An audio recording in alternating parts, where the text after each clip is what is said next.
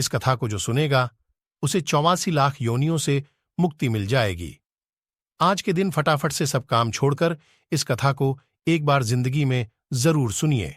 भगवान श्री कृष्ण ने खुद बताया है कि जो भी इस कथा को सुनेगा उसे 84 लाख योनियों से मुक्ति मिल जाएगी।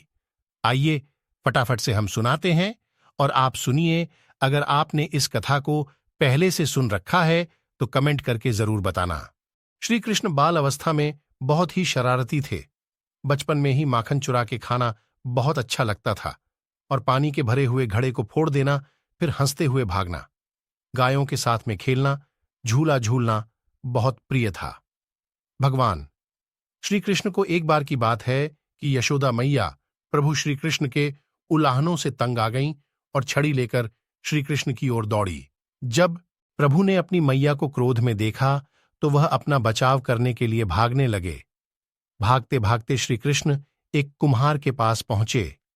कुम्हार तो अपने मिट्टी के घड़े बनाने में व्यस्त था, लेकिन जैसे ही कुम्हार ने श्री कृष्ण को देखा तो वह बहुत प्रसन्न हुआ। कुम्हार जानता था कि श्री कृष्ण साक्षात परमेश्वर हैं। तब प्रभु ने कुम्हार से कहा कि कुम्हार जी, आज मेरी मैया मुझ पर बहुत क्रोधित हैं। मैया छड़ी लेकर मेरे पीछे आ रही हैं। भैया, मुझे कहीं छुपा लो। तब कुम्हार ने श्री कृष्ण को एक बड़े से मटके के नीचे छिपा दिया। कुछ ही क्षणों में मैया यशोदा भी वहां आ गईं और कुम्हार से पूछने लगीं, क्यों रे कुम्हार, तूने मेरे कन्हैया को कहीं देखा है क्या? कुम्हार ने कह दिया, नहीं मैया, मैंने कन्हैया को नहीं देखा। श्री कृष्ण ये सब बातें बड़े से घड़े के नीचे छुपकर सुन रहे थे। मैया तो वहां से चली गईं। अब प्रभु श्री कृष्ण कुम्हार से कहते हैं, कुम्हार जी, यदि मैया चली गई हो तो मुझे इस घड़े से बाहर निकालो। कुम्हार बोला, ऐसे नहीं प्रभु जी, पहले मुझे 84 लाख योनियों के बंधन से मुक्त करने का वचन दो। भगवान मुस्कुराए और कहा, ठीक है, मैं तुम्हें 84 लाख योनियों से मुक्त करने का वचन देता हूं। अब तो मुझे बाहर निकाल दो।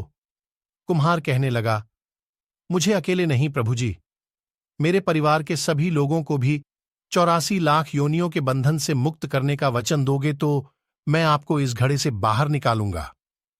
प्रभु जी कहते हैं, चलो ठीक है, उनको भी 84 लाख योनियों के बंधन से मुक्त होने का मैं वचन देता हूं।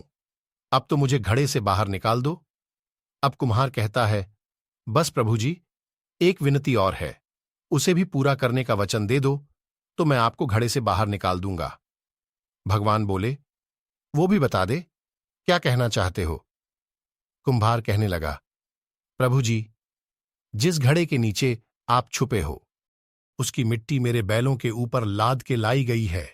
मेरे इन बैलों को भी 84 के बंधन से मुक्त करने का वचन दो। भगवान ने कुम्हार के प्रेम पर प्रसन्न होकर उन बैलों को भी 84 के बंधन से मुक्त होने का वचन दिया। प्रभु बोले, अब तो तुम्हारी सब इच्छा पूरी हो गई, अब तो मुझे घड़े से बाहर निकाल दो। तब कुम्हार कहता है, अभी नहीं भगवान, बस एक अंतिम इच्छा और है, उसे भी पूरा कर दीजिए। और वो ये है, जो भी प्राणी हम दोनों के बीच के इस संवाद को सुनेगा उसे भी आप 84 लाख योनियों के बंधन से मुक्त करोगे। बस यह वचन दे दो तो मैं आपको इस घड़े से बाहर निकाल दूंगा। कुम्हार की प्रेम भरी बातों को सुनकर प्रभु श्री कृष्ण बहुत खुश हुए और कुम्हार की इस इच्छा को भी पूरा करने का वचन दिया। फिर कुम्हार ने बाल श्री कृष्ण को घड़े से बाहर निकाल दिया। उनके चरणों में साष्टांग प्रणाम किया, प्रभु जी के चरण धोए और चरणामृत पिया। अपनी पूरी झोपड़ी में चरणामृत का छिड़काव किया और प्रभु जी के गले लगाकर इतना रोए कि प्रभु में ही विलीन हो गए। जरा सोच करके देखिए, जो बाल श्री कृष्ण 7 कोस लंबे चौड़े गोवर्धन पर्वत को अपनी इक्नी अंगुली पर उठा सकते हैं, तो क्या वो एक घड़ा नहीं उठा सकते थे? लेकिन बिना प्रेम रीझे नहीं, नटवर नंद किशोर। कोई कितने भी यज्ञ करे, अनुष्ठान करे, कितना भी दान करे, चाहे कितनी भी भक्ति करे, लेकिन जब तक मन में प्राणी मात्र के लिए प्रेम नहीं होगा, प्रभु श्री कृष्ण मिल नहीं सकते। वीडियो पसंद आया हो तो एक लाइक जरूर कर दीजिए और चैनल को सब्सक्राइब कर लीजिए ताकि ऐसी और भी वीडियो मिलती रहे। धन्यवाद।